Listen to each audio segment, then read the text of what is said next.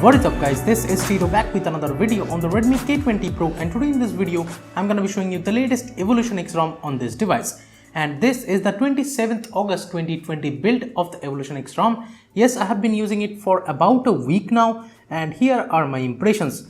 Well, a lot of things has been improved a lot in this ROM from the past updates, and with this one it has been fixed with almost everything, but there are a little bit of bugs here and there which I'll talk about in the video, so do watch the full video till the end.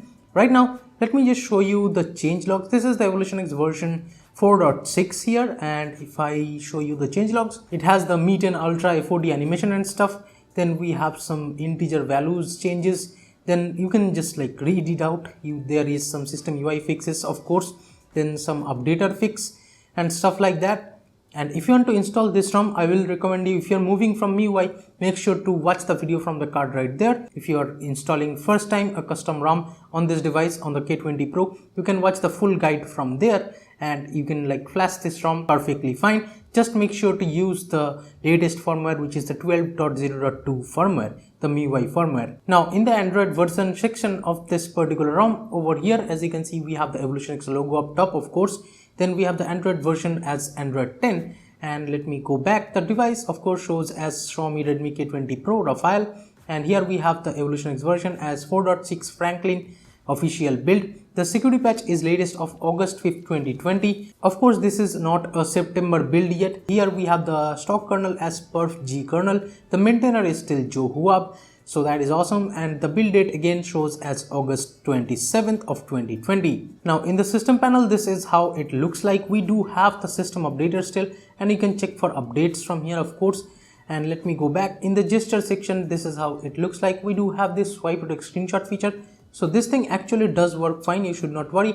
And as you can see, there is the long screenshot, edit, share and delete option. This is the ASUS kind of screenshot, and that you will get from here. If you go into the screenshot type, make sure you select this take full screenshot and extended screenshot so that you get those options. Now in the gesture navigation, we have the Android 10 gestures, and from the settings you can adjust the gesture bar size, but there is no settings to adjust the gesture bar's thickness over here, just the like long or like shorter pill over here that you can get. And over here we have some more customizations, some gesture kind of customization is there, and you can also use 2 or 3 button navigation gestures if you want that for some reason. And there is the front camera sound effects and stuff. You can have the camera LED on, and I usually disable this front camera sound effect because I don't like it that much. And the stock keyboard over here is Gboard or Google keyboard. And in terms of calling, of course there is the Wi-Fi calling option, so you should not worry about that. And as you can see, Wi-Fi calling actually works, and even VoLTE calling does work fine. This is how the stock dialer looks like. Of course there is no call recording option, at least for me, with this Google stock dialer. And here we do have a video call option. Now let's quickly talk about the stock launcher. Well, this is still a pixel launcher. Let me show you the settings. This is how it looks like. In the suggestions panel, you can disable the apps or like overview suggestions and stuff, but there is no like double tap to sleep anywhere in the home screen. But of course there is the double tap to sleep on the status bar and stuff. Those I will show you later on. Here to the left we have this Google's Discover page. Swiping up gets you to the app drawer, and here swiping down gets you to the notification panel. And the widgets and stuff in the home screen are actually working fine, and the launcher actually is very smooth. It is like working pretty fine, no issues. The stock refresh rate of this particular ROM is 60 Hz, so you should not expect like 66 Hz or something, which I think was the case with the Corvus OS, which I showed on the K20 Pro. You can check out that video from the card right here that has 67 Hz or 66 Hz right out of the box if you want to have those kind of things. Here the default refresh rate is 60 Hz.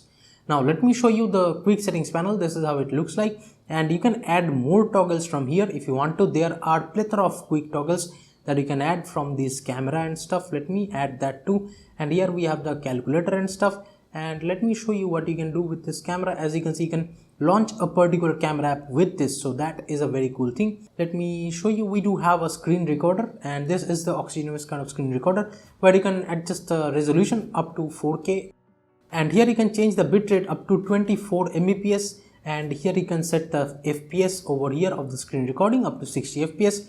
Then we have the audio source changing option. You can set the audio source to no audio or internal audio or the system audio. Then you can choose it to microphone audio. And also we do have this FPS counter, so whenever you are playing games you can turn it on and you can see real-time FPS on the corner of the screen over there.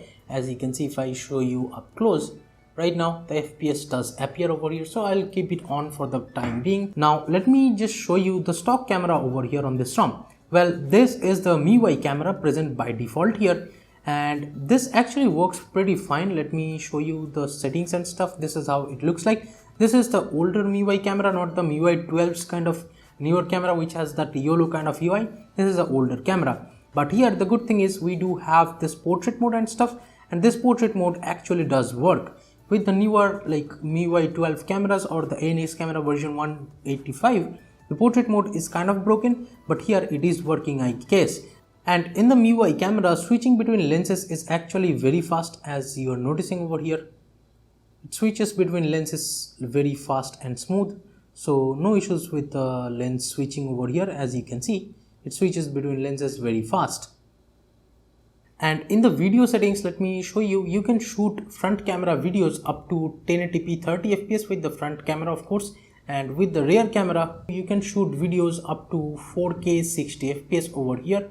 So that is a very cool feature in my opinion, that you can shoot up to 4K 60 fps no problems. And of course there is 960 fps slow-mo option if you need that. Here I have also installed Google Camera 7, and if you want to install this Google Camera, there is a card for you. This is the EvolutionX version, the latest version of the EvolutionX Google Camera, and this has been working fine with all the lenses over here. With the night sight and stuff, it works just fine. Now let me quickly jump into the settings, and there is the battery settings. Here we have this battery kind of customization and or the settings, and here you will find the battery temperature, the charging cycle, then we have the current battery capacity, the design battery capacity, and we do have the screen on time.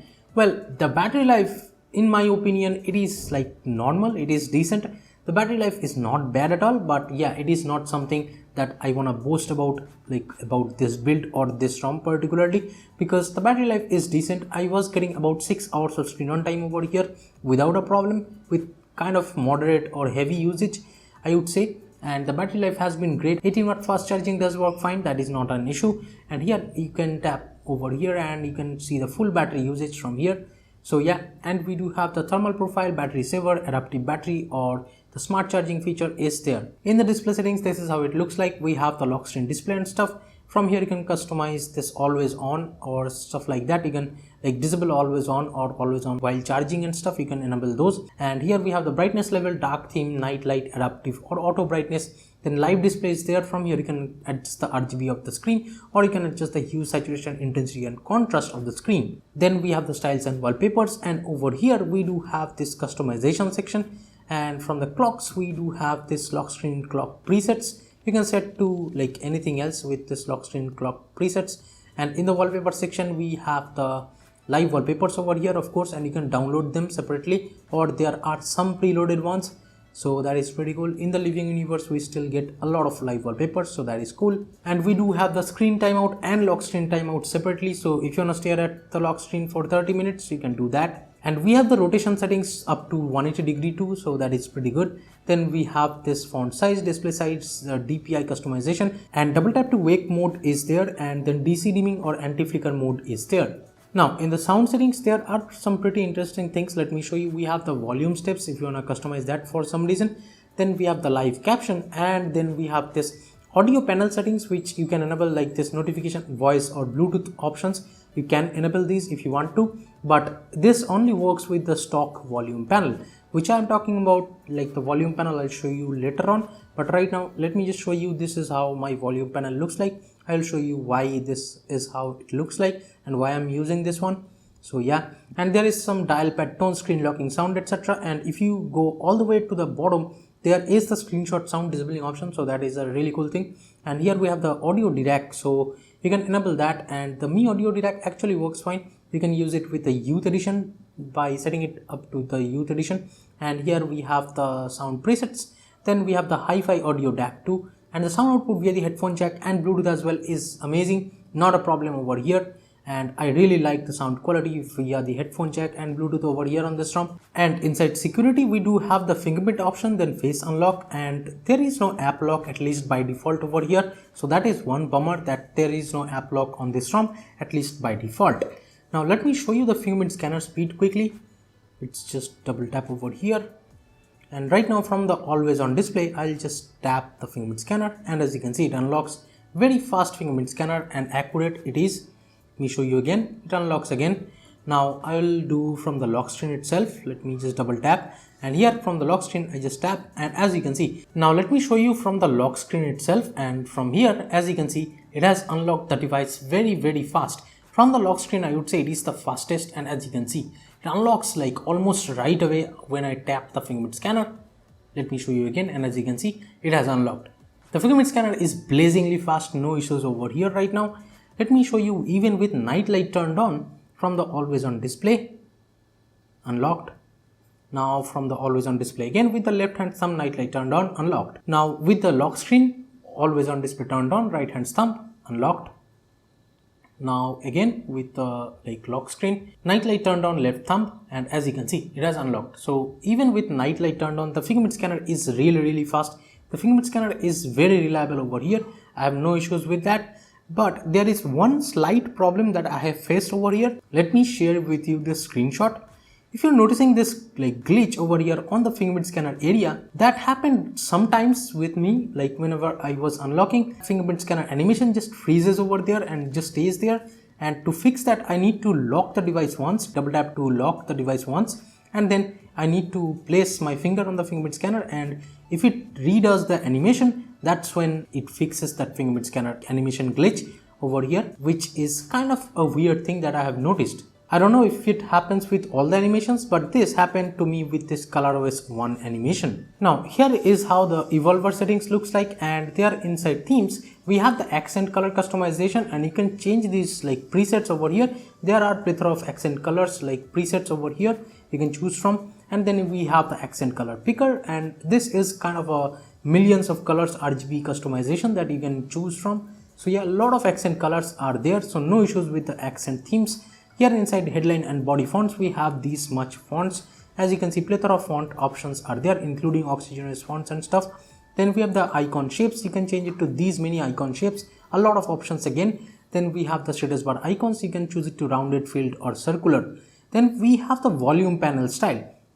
Well, I have been using this tiled volume panel, which I find is the most reliable or the most functional one. Let me show you. Over here we have this media kind of adjustment, at least by default, and here you can go into this notification panel, and from here you can change this notification volume to, I don't know why it's disappearing, the volume panel. I mean, if I do this, as you can see it disappears again for some reason.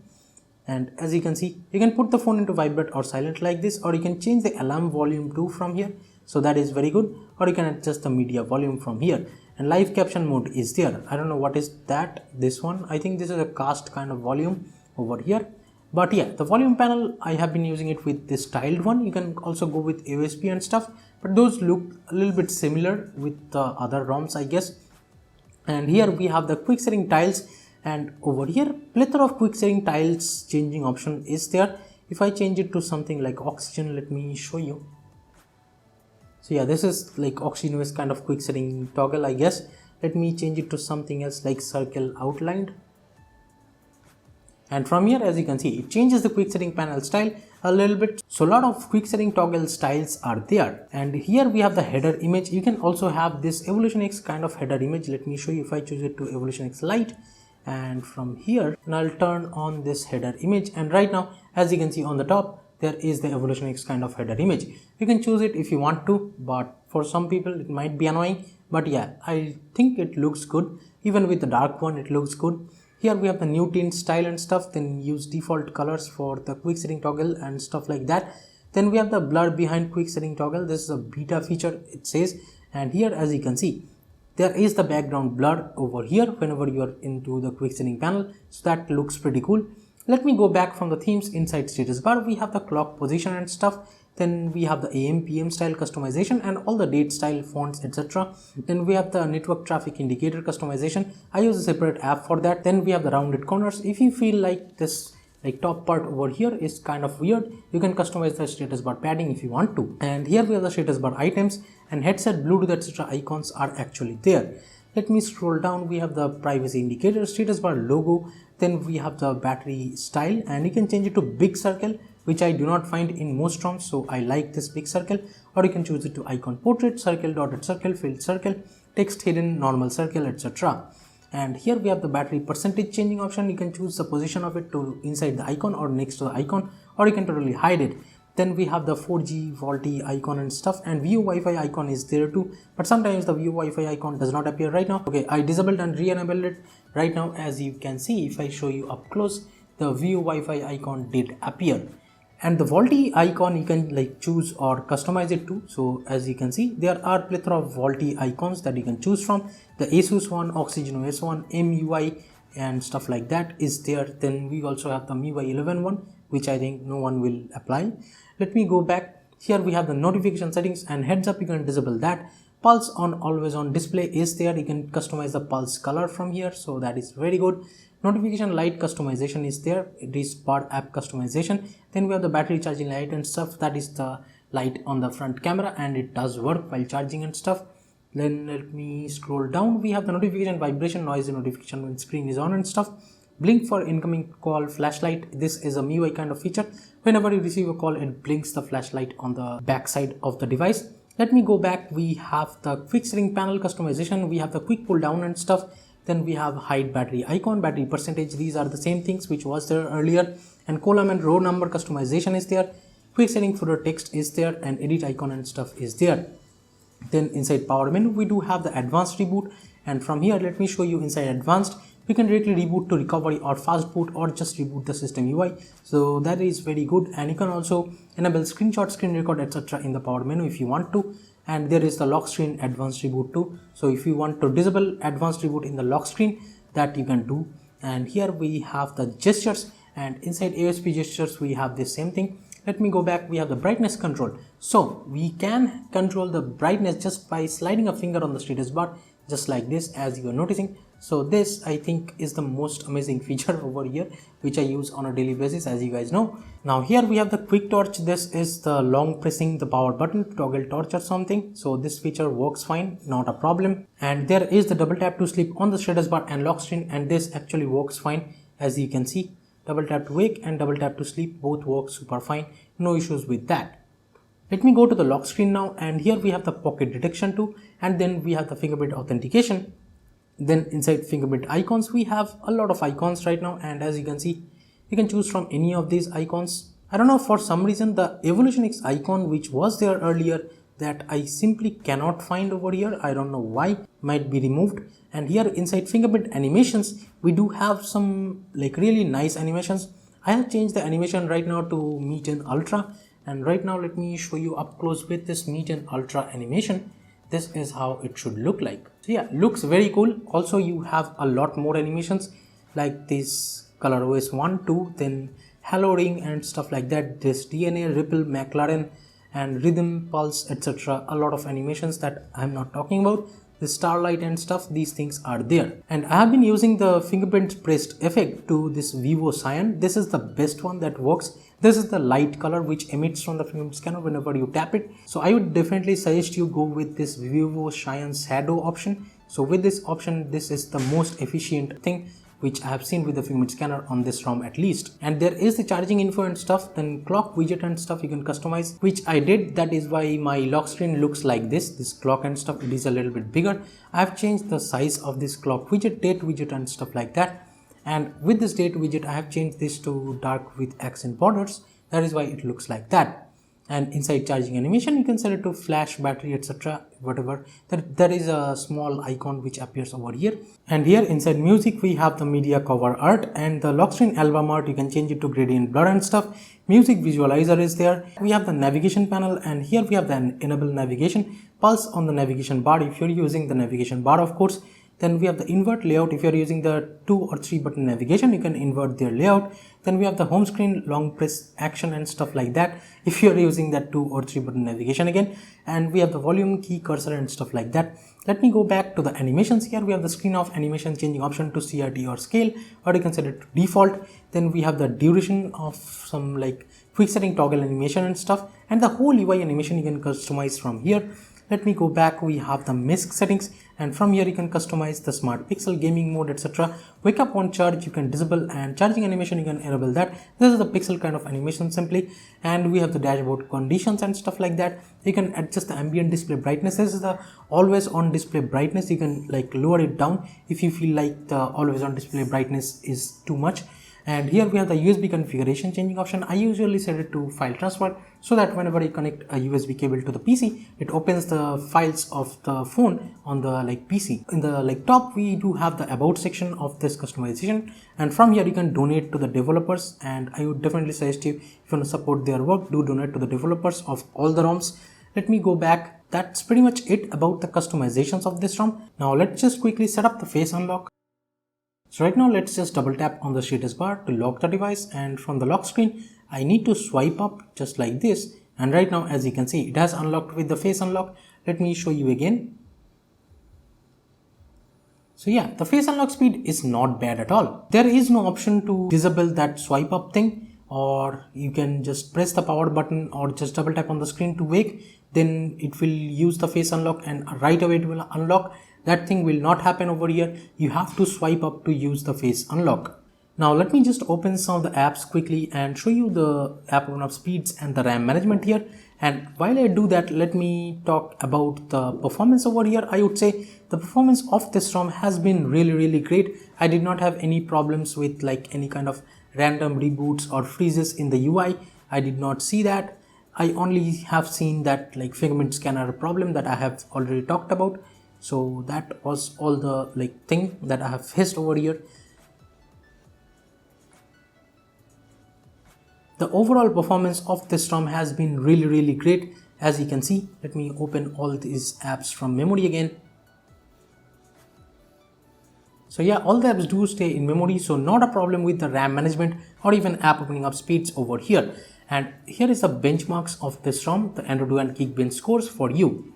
The DRM info shows as level 1 over here, so that means you can stream Netflix or Amazon Prime videos in 1080p smoothly, not a problem. And it passes the safety net test right out of the box, so that means you can use banking apps like Google Pay right out of the box, so that is not an issue either. And if you were on a previous build of the EvolutionX ROM on the Redmi K20 Pro or any other device, you can just watch this particular video to update manually to a latest build of the EvolutionX ROM. And here one more thing, these wallpapers are there. There is a papers app that is present by default, and you can choose between this much wallpapers. As you can see, there are a lot of EvolutionX wallpapers that you can choose from. So yeah, this looks really cool, and you can choose from all of these options. Well, there are plenty of options in my opinion about these EvolutionX wallpapers. They look really amazing in my opinion. I would say this is one of the best ROMs for the Redmi K20 Pro, and I still prefer to be on this ROM because this is one of the most stable experience that I got from a custom ROM on the Redmi K20 Pro. So that's been it guys. Thank you so much for watching this video. Let me know in the comments what you guys think about the EvolutionX ROM on the Redmi K20 Pro, and do share this video with your friends if you feel like, and hit the thumbs up button if you liked it. Subscribe to the channel down there if you have not yet. This is Tito from the KTN Tech, and I'll be catching you guys in the next one. Bye bye now.